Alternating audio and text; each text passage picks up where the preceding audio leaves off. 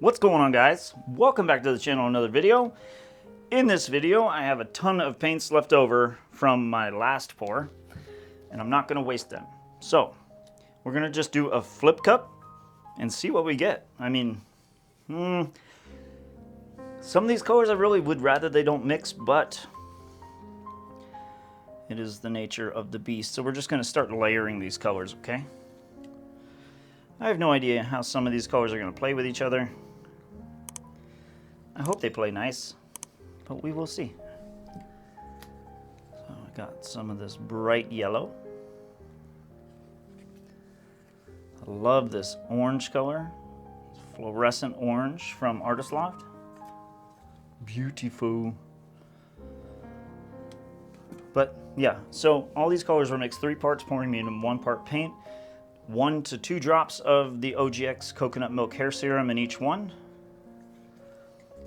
And we're just gonna go with the flow. Kind of do how we feel, eh? All right. How's everybody doing today? Hope you're all doing amazing. I'm doing great too, thanks for asking. I'm so excited for November to come along so I can start teaching this class and getting to meet some of you guys. It's gonna be fun. Kind of working it out with my manager. I used air quotes for manager. It's really just my wife. She's awesome though. Kind of talking about maybe doing like weekend excursion type events where, you know, I spend the whole weekend together basically painting, dinner events, Q&As. So that is definitely lined up in the future, and I'm excited for that because I just like interacting with you guys, to be honest. For the most part, you're all amazing.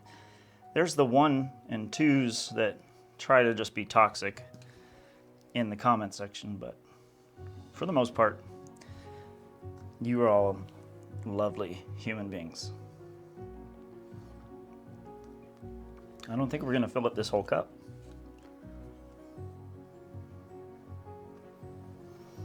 And I guess that's okay. I mean, let me scrape this one out.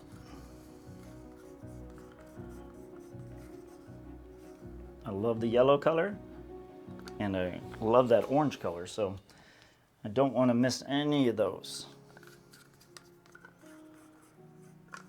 The orange is just an awesome color, and I've been shocked repeatedly that it keeps its like brilliance and color no matter what colors it's around, really, unless I just overmix the heck out of them. It always ends up staying relatively brilliant and color like very well defined. All right, well, I mean, that's about as full as this cup's gonna get. So I'm gonna do a kind of a dirty flip, a little bit of base coat. So there is silicone in those colors still. Let me see if I can get that to widen out to about the size as this cup. Yeah, it's close. All right. What? Already seeing some cells and stuff coming out. They look great. All right. Let's flip her over. Ooh. Those are some really nice colors. And see what I mean with the orange? It kind of just keeps it really, that color stark and defined for the most part. It didn't get much of a chance to overmix, so that I'm happy about. All right, so big portions in the corners because that's normally the hardest spot for the paint to flow to. We're gonna move some of that around, and then we should be ready to start our stretch. Not too worried about getting red intermixed with this white on the corner because it's not really going to do too much.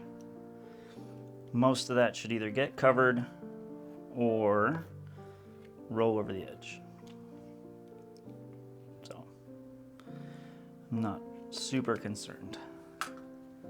What I do want to do first and foremost, there's a couple bubbles left in there.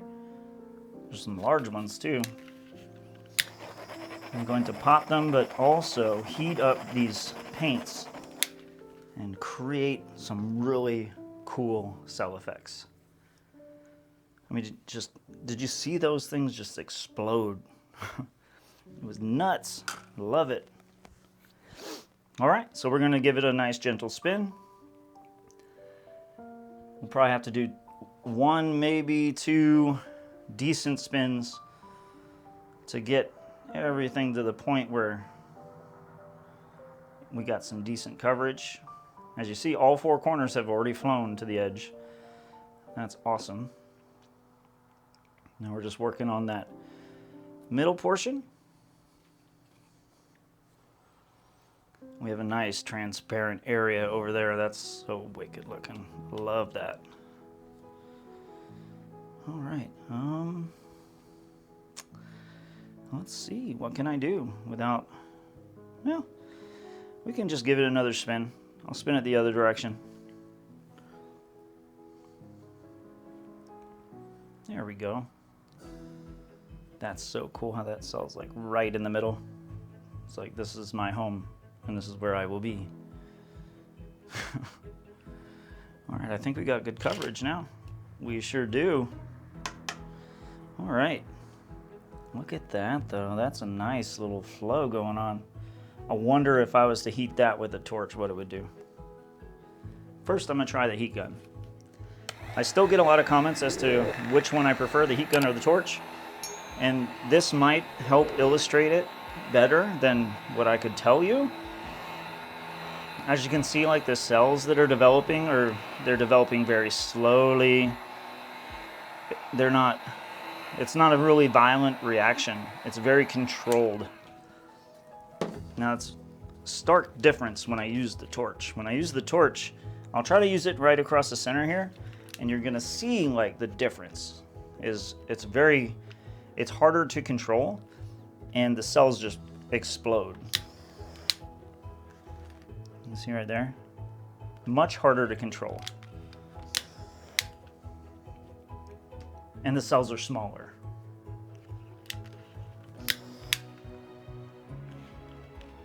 But they still look pretty cool,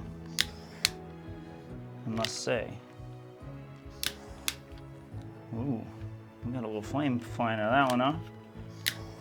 All right, well, I think that's good the way it is. Actually, I like that.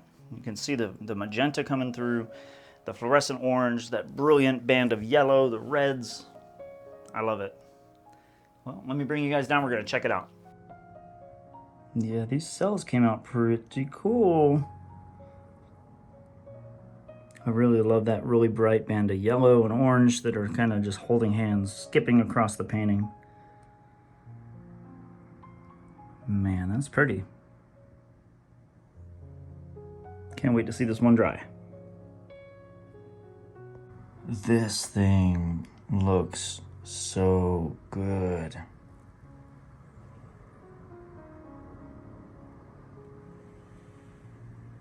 It's got some really beautiful ribbons of color going throughout it.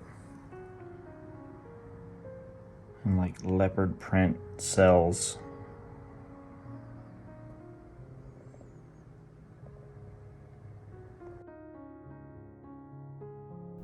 If you want to watch another video just like this, click the screen right now and I'll see you there.